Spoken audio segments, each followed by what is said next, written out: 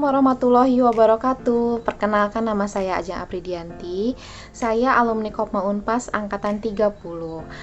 Saya dulu pernah menjabat di kepengurusan sebagai bendahara usaha, lalu bendahara umum, lalu sebagai pengawas bidang keuangan dan bidang usaha. Nah, di sini saya ditugaskan nih oleh Akang TTK Pengurusan untuk menyampaikan materi tentang keuangan koperasi. Oke, tanpa banyak lama, mari kita lanjut ke materinya. Sebelum membahas lebih rinci tentang keuangan koperasi, khususnya di Kopma Unpas, sebagai anggota, teman-teman harus memahami nih kedudukan anggota di koperasi seperti apa. Di sini saya tampilkan struktur organisasi Kopma Unpas. Bila teman-teman lihat, anggota terhubung dengan garis yang di atas, yaitu rapat anggota. Nah, rapat anggota ini merupakan pemegang kekuasaan tertinggi dalam koperasi. Berarti, teman-teman sebagai anggota memiliki andil yang penting dalam sebuah koperasi. Sebagai anggota sebuah koperasi, teman-teman memiliki peran di antaranya sebagai pemilik koperasi dan pengguna jasa koperasi. Nah, maksudnya seperti apa sih? Oke, kita bahas satu-satu ya. Nah, sebagai pemilik koperasi, yang pertama teman-teman harus berpartisipasi dalam penyertaan modal. Jadi, teman-teman memberikan modal kepada koperasi yang nantinya modal itu digunakan koperasi untuk menjalankan usahanya. Selanjutnya, melakukan pengawasan. Artinya, sebagai anggota, teman-teman harus melakukan pengawasan terhadap berjalannya koperasi ini. Lalu, sebagai pemegang kekuasaan tertinggi. Nah, seperti yang tadi sudah dijelaskan sebelumnya, bahwa anggota dalam rapat anggota menjadi pemegang kekuasaan tertinggi dalam sebuah koperasi. Selain itu, sebagai pengguna jasa koperasi, teman-teman wajib memanfaatkan fasilitas layanan dan jasa yang disediakan oleh koperasi. Misalnya, teman-teman memanfaatkan fasilitas yang tersedia di sekretariat Kopma, lalu memanfaatkan toko-toko yang ada di Kopma, dan sebagainya. Tadi kan ada pembahasan mengenai berpartisipasi dalam penyertaan modal. Nah, di koperasi sendiri ada dua jenis modal, yaitu modal sendiri dan modal pinjaman. Nah, kita bahas satu persatu ya. Untuk modal sendiri ini terdiri dari simpanan pokok, simpanan wajib, dana cadangan, dan dana hibah. Nah, simpanan pokok dan simpanan wajib ini merupakan simpanan yang sudah teman-teman bayarkan saat masuk ke Kopma. Nah, di pembahasan kita berikutnya kita bahas satu persatu apa itu simpanan pokok dan wajib. Nah, lalu ada dana cadangan. Dana cadangan ini merupakan sejumlah uang yang didapat dari penyisihan sebagian dari sisa hasil usaha. Lalu ada dana hibah. Kalau dana hibah itu dana pemberian misalnya dari pemerintah atau lembaga-lembaga lainnya. Nah, yang kedua itu ada modal pinjaman. Nah, kalau modal pinjaman itu modal yang dipinjamkan dari pihak lain, misalnya dari bank atau penerbitan obligasi dan lain sebagainya. Nah, modal yang dimiliki koperasi ini digunakan oleh koperasi untuk menjalankan usahanya. Nah, tadi kan sudah ada yang namanya simpanan pokok dan simpanan wajib. Sekarang kita bahas untuk simpanan pokok. Simpanan pokok itu merupakan simpanan yang harus dibayarkan anggota koperasi saat pertama kali menjadi anggota. Nah, simpanan ini yang teman-teman bayar kemarin itu sebesar 25.000. Nah, besaran 25.000 ini ditentukan saat rapat anggota tahunan. Nah, simpanan pokok ini yang teman-teman bayarkan itu hanya satu kali selama menjadi anggota. Lalu, simpanan ini tidak bisa diambil selama teman-teman menjadi anggota koperasi. Lalu ada lagi simpanan yang namanya simpanan wajib. Nah, simpanan wajib ini merupakan simpanan yang dibayarkan setiap bulan. Nah, kalau ini kemarin teman-teman bayarkan sebesar 5.500 per bulan. Nah, kalau di Kopma itu biasanya diakumulasikan pembayarannya untuk beberapa bulan. Nah, simpanan wajib ini juga sama, tidak bisa diambil oleh anggota kecuali anggota tersebut keluar dari koperasi. Nah, ini kan namanya simpanan. Berarti uang yang teman-teman simpan di Kopma ini bisa teman-teman ambil kembali Kapan sih bisa diambilnya? Yaitu pada saat teman-teman sudah tidak menjadi anggota di Kopma Unpas, yaitu pada saat teman-teman sudah lulus dari Unpas. Jadi nanti kalau misalnya teman-teman sudah lulus, teman-teman berhak ambil kembali simpanan yang teman-teman berikan ke Kopma.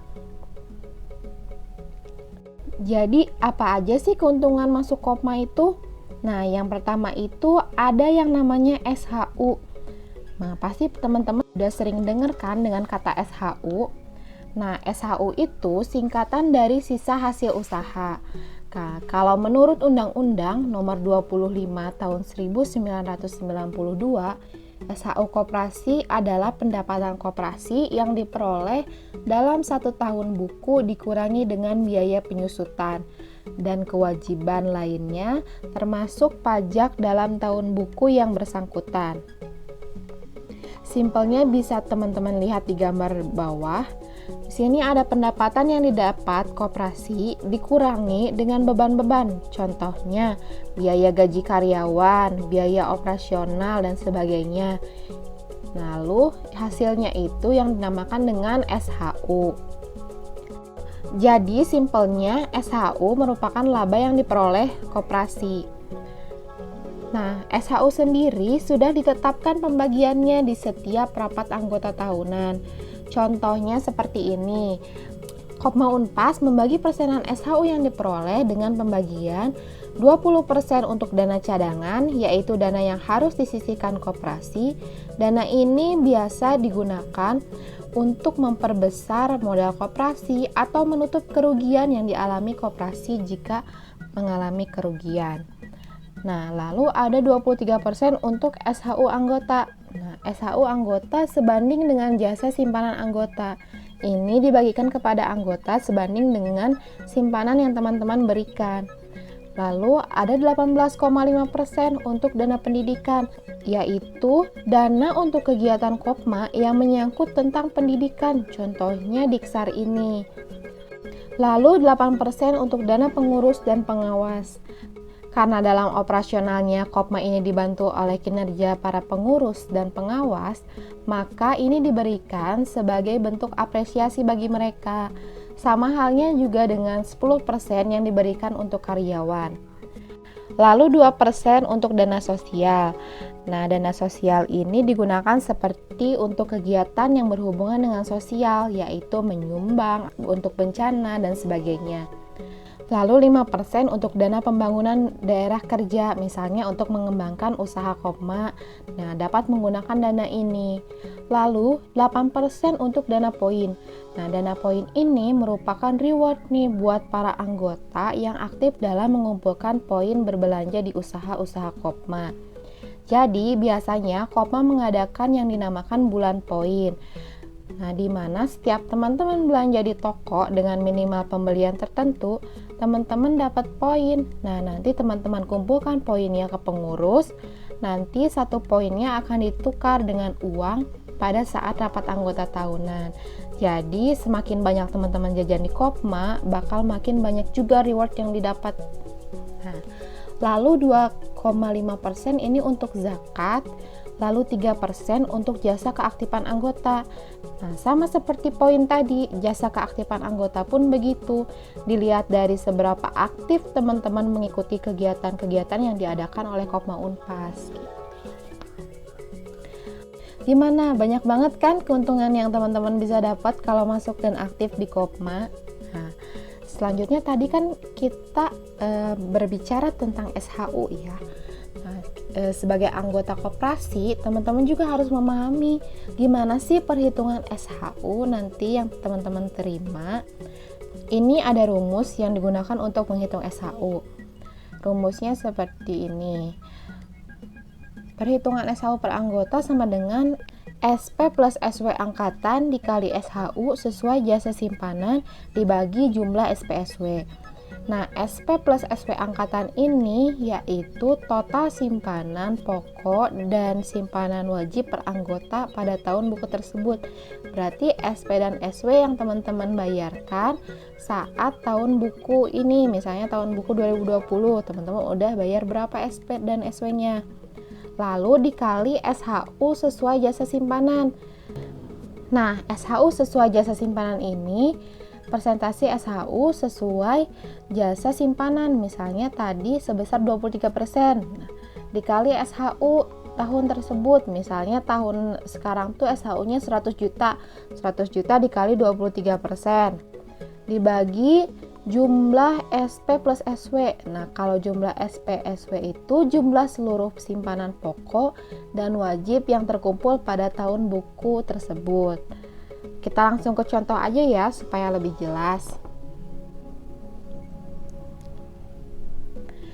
Nah, di sini ada SP dan SW Dimas pada tahun 2019, yaitu sebesar 50.000. Jadi Dimas ini bayar ke Kopmas sebesar 50.000 SP dan SW-nya. Misalnya SP-nya 25.000, SW-nya 5.000, berarti dia SW-nya membayarkan 5 kali 5.000, yaitu 25.000. Berarti Dimas ini bayar untuk 5 bulan SW-nya ya. Nah, pembagian SHU tahun 2019 ini sebesar 20%. Kalau tadi 23%, yang ini 20% katanya. Lalu SHU yang diperoleh Kopma Unpas sebesar 200 juta. Jumlah SP dan SW yang terkumpul pada tahun buku tersebut adalah 20 juta. Nah, hitunglah SHU yang didapat Dimas. Nah, kita masukkan angka-angkanya ke dalam rumus yang sudah tersedia. Di sini SP dan SW angkatan berarti SP dan SW angkatan yang dibayarkan oleh Dimas, yaitu sebesar 50.000 dikali SHU sesuai jasa simpanan. SHU sesuai jasa simpanan yaitu 20%, persenan tadi 20% dikali SHU pada tahun tersebut yaitu sebesar 200 juta dibagi jumlah SP dan SW yaitu sebesar 20 juta. Jadi SHU yang Dimas dapat pada tahun tersebut adalah 100.000. Nah, begitu teman-teman, gampang kan cara perhitungan SHU-nya? Jadi nanti kalian bisa ngecek nih perhitungan SHU dari pengurus udah bener apa belum. Dan teman-teman juga bisa ngira-ngira nih kira-kira teman-teman nanti dapat berapa ya.